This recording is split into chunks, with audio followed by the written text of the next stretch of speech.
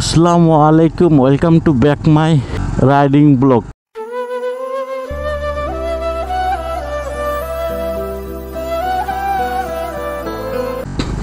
আমি তো নর্মালি এমনি ব্লগ বানাই, বাট রাইডিং ভিডিও বানাই না বলে। হ্যাঁ, হঠাৎ করে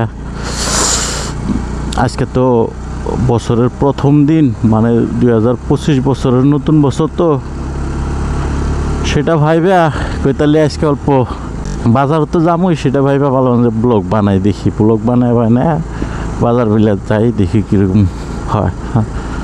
এটা ভাবে গাইস, মনে করেন না। এই যে দেখেন আমাদের এখানে আসামে সরিষা খাতের ফুল তো মজাদার ফুল হয়েছে, দেখছেন? ফুলের তো টেনশনই নেই। আর গাইস, আমি একটা সোশ্যাল মিডিয়াতে মানে ফেসবুকে একটা পোস্ট পাইলাম, যেটা স্বামী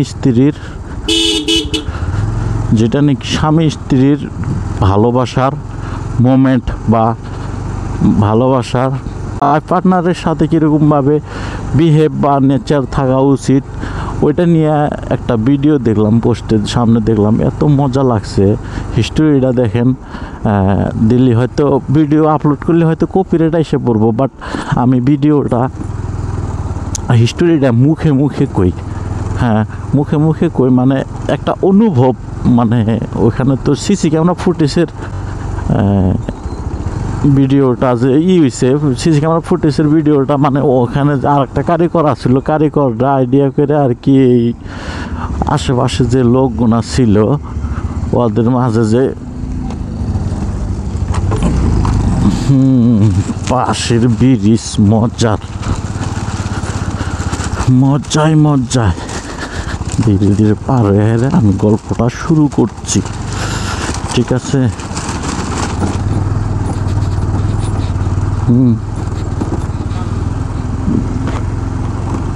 গল্পটা হলো যায়া ধরেন একটা স্বামী একটা স্ত্রী, হ্যাঁ, ঘরেতে কি হয়েছে সেটা তো জানি না, মানে হয়তো রাগারাগি হয়েছে। রাগারাগি হওয়ার পরে অনেক কয়দিন মানে স্বামী ঘর পরিত্যাগ করছে। মানে স্বামী বেসিক্যালি কাজ করে টেইলারিংয়ের, কাপড় চোপড় যে বানায় টেইলারিংয়ের কাজ করে, সেজন্যে হয়তো রাগারাগি হয়েছে। রাগারাগি হওয়ার পরে করছে কি, বাড়িতে যাচ্ছে না মোটামুটি। দেখেন, আমি সঠিক জানি না, বাট যে ভিডিওটা ভাইরাল হয়েছে ওই ক্লিপটা আমাদের মানে লেখা দিছে, বুঝছেন?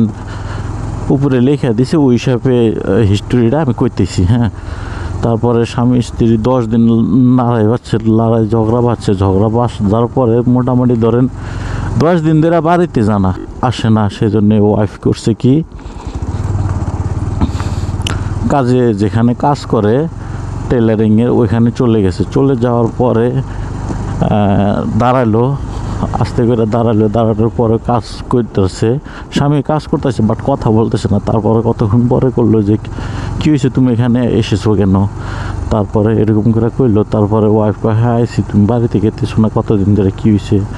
রাগারাগি করছো, রাগারাগি আমার উপরেই করছো, তো যা হয়েছে ভুল হয়ে গেছে, এখন আমাকে ক্ষমা করে দাও, চলো বাড়ি চলো।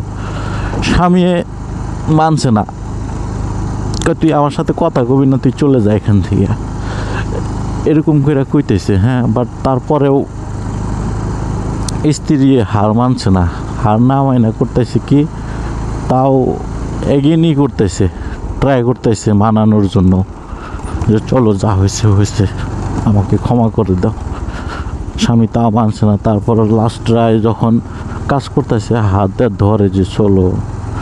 তার পাশে একটা আবার লোক আসছিল, তার পাশে যেটা লোক আসছিল, লোকটা হয়তো হয়েছে, মানে যে না পাশে লোক আছে এরকম করো না। তারপরে কয় যাবি না, নাই যা। তারপরে কাম ছাইরা দিয়া দাঁড়ানোর পরে স্ত্রীকে বলতেছে যে তুই যাওয়ার জন্যে অনুরোধ করতেছে, বাট যাচ্ছে না। তারপরে স্ত্রী লাস্ট মোমেন্টে যায় কী করছে জানেন? কিছু করার নাই, ডাইরেক্ট যায় পাও হাইপটা ধরছে।